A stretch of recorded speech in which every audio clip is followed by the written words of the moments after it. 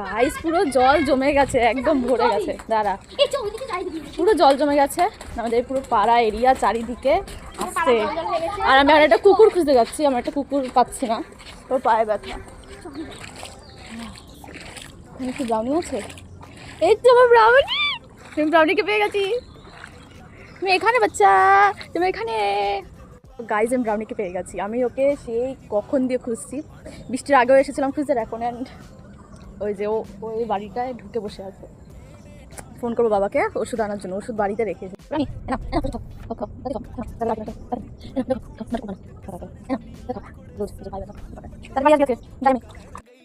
So guys হয়ে গেছে কাজ, এবার শান্তি। আমি সকালেও খাবার দিয়ে এসেছি, এখন ওষুধ খাইয়ে আসলাম। আগেও খুঁজতে গেছিলাম, তখন পাইনি, তো এখন পেয়ে গেছি।